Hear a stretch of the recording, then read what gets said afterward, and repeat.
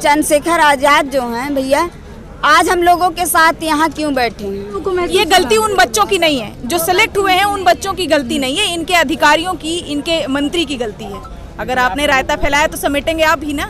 यहाँ दरोगा भर्ती के कैंडिडेट बैठे हुए हैं, आज उनको मतलब ट्रेनिंग के बाद भी नियुक्ति नहीं दी जा रही। ये तो इनसे हर वर्ग ये जनता तो बहकी हुई है ही है। हम 3-4 दिनों तक और वेट करेंगे, उसके बाद ये लड़ाई इनको हर जगह दिखेगी, गांव-गांव में दिखेगी और जिले में दिखेगी। 70 साल अगर कांग्रेस ने लूटा तो हमें वक्त लगेगा देश को संभालने। अच्छा, मतलब ये अच्छा है, 70 साल कांग्रेस ने लूटा है, झोला लेके आए थे, चले जाएंगे। अगर 70 साल कांग्रेस ने लूटा तो क्या इनको भी चुना गया इसलिए कि आप भी आइए लूटिए? लगेगा हमें। कोरोना टाइम पे कितनी लूट हुई है, ये बीजेपी ने ही तो किया है। ये सिर्फ और सिर्फ कोरोना की अगर आप बात करें तो उत्तर प्रदेश सरकार कहती है सबसे अच्छे तरीके से संभाला हमने कोरोना। अगर अच्छे तरीके से संभालता तो गंगा में बहती हुई लाशें नहीं दिखती, वो भी भगवा रंग के उसमें। ये अच्छे से संभालना, लोगों को मीडिया भी उस टाइम पे दिखा रहा था चीज़ें, ऐसा नहीं है कि उन्होंने छुपाई थी चीज़ें, तभी हम लोगों को ये सारी चीज़ें पता है। हमारे रिश्तेदार जो थे या जानकारी में जो लोग थे ऑक्सीजन के लिए भटक रहे थे, किसी को ऑक्सीजन नहीं मिल रहा था, दवाइयाँ दुगने तिगने रेट पे थी, हर चीज़ तो किया है। हमें इन सब चीज़ों में नहीं जाना है, हमें सिर्फ हमारी भर्ती 69,000 आरक्षण घोटाला जिसमें साबित हो गया है कि इन्होंने हमारे आरक्षण के साथ घोटाला किया है, हमें सिर्फ वो वापस चाहिए। हम इसलिए इस प्रोटेस्ट में बैठे हैं। हमारा मेन मकसद है कि हमें हमारी नौकरी मिल जाए। अगर नहीं मिलता है तो आप लोग क्या नहीं मिलता है तो ये लड़ाई जब हम 70 दिनों से लड़ रहे हैं, हम 3-4 दिनों तक और वेट करेंगे, उसके बाद ये लड़ाई इनको हर जगह दिखेगी, गांव-गांव में दिखेगी और जिले में दिखेगी। वो जरूरी भी है इनके लिए। आज भीम आर्मी चीफ चंद्रशेखर आजाद जो हैं भैया, आज हम लोगों के साथ यहाँ क्यों बैठे हैं? कोई पार्टी का, चाहे वो पक्ष का हो चाहे विपक्ष का, ना इतना अंधा है, ना तो यहाँ पे इतनी एलआईयू हैं, हर तरह की रिपोर्ट उन्हें जाती है। ऐसा तो नहीं है उन्हें हमारा पता नहीं है कि यहाँ 70 दिन से लोग बैठे हैं।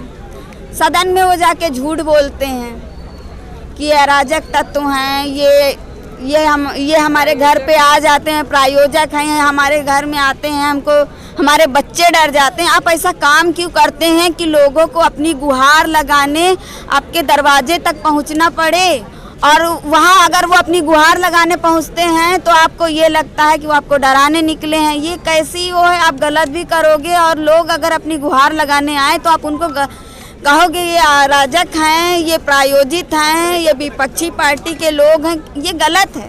अगर कहीं ना कहीं बहकाने की कोशिश की जाती है पूरी तरीके से। देखिए, अगर बहकाने वाली बात है कि सीएम जी को बहकाया जा रहा है, हम लोग भी इस चीज़ पे थोड़ा बहुत ये जनता तो बहकी हुई है ही है। जनता के अंदर एक भेड़ चाल है। मान लिया अगर कोई एक परिवार का व्यक्ति बीजेपी पे किसी भी प्रकार से विश्वास करता है तो जाहिर सी बात है वो पूरा वोट जितना भी है उसके घर का वो बीजेपी को जाएगा।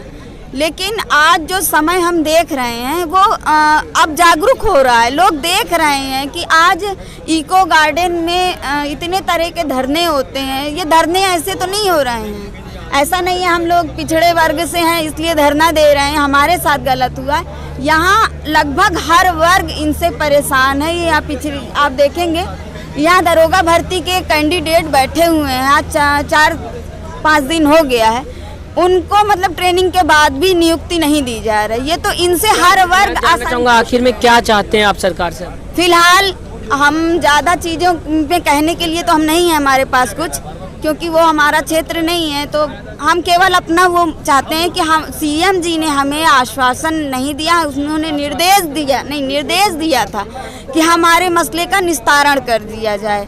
हम आज इतने दिन से उनके आदेश के बाद भी 1 महीने के बाद भी यहाँ धरना दे रहे हैं, अपने हक अधिकारों के लिए रो रहे हैं, परेशान हैं, धरना दे रहे हैं, इन विषम परिस्थितियों का सामना कर रहे हैं। तो उन्हें भी ये चाहिए, अब भी समय है, जल्द से जल्द हम लोगों को न्याय दे दें। हम भी लोग खुशी खुशी उनका जयकारा लगाते हुए अपने घर चले जाएं। आप क्या कहना चाहेंगे आखिर में? मैं बस उनसे फिलहाल योगी जी से हाथ जोड़ के रिक्वेस्ट करती हूँ कि जो भी गलतियाँ हुई हैं, जो भी घोटाले हुए हैं, उन चीज़ों पर कार्रवाई की जाए और हम लोगों को हमारा हक दे दिया जाए। बस हम इतना ही चाहते हैं कि अब ये इतने दिन खिंचा है, हम लोग उम्मीद से बैठे हुए हैं, तो हम लोगों की उम्मीद पूरी कर दी जाए। जिस तरह से आपने पीछे अभी बच्चों का हुआ है, उस तरह से अब हम लोगों का भी हो जाना चाहिए, बस और कुछ हम नहीं कहना चाहते। Thank you. अभी हक इधर से उधर जा रहा है, क्या कहना चाहेंगे आप? चाह रहे हैं कि जो दूसरों को मिला हक आप लोगों का वो वापस आ जाए? हम किसी का नुकसान नहीं चाहते, वो भी हमारे भाई थे, इस भर्ती से कनेक्टेड थे। हम नहीं चाहते कि जो सेलेक्ट हैं आप उनको बाहर करिए, लेकिन हमको उनको सेलेक्ट करके आपने हमको बाहर किया, हमको भी इस भर्ती में मौका दीजिए। हमारी जो सीट है वो हमें वापस दीजिए। वो आप लोगों के साथ तो नाइंसाफी हुई। हमारे साथ नाइंसाफी हुई। ये गलती उन बच्चों की नहीं है जो सेलेक्ट हुए हैं, उन बच्चों की गलती नहीं है, इनके अधिकारियों की, इनके मंत्री की गलती है।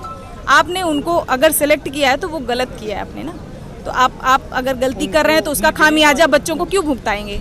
आप चाहे सीट जोड़ के करिए, चाहे हमारा आरक्षण, चाहे उनको निकाल, वो तो आपके ऊपर डिपेंड। आपने उनको सेलेक्ट किया, आप उनको चाहे बाहर करिए, ये आपको निर्णय लेना है। आप प्रशासन में हैं, आप शासन में हैं, आप सत्ता में हैं, निर्णय आपको लेना है कि आप हम लोगों के साथ कैसे न्याय करते हैं। अगर आपने रायता फैलाया तो समेटेंगे आप ही ना, और कौन आएगा। बहुत बहुत शुक्रिया हमसे बात करने के लिए।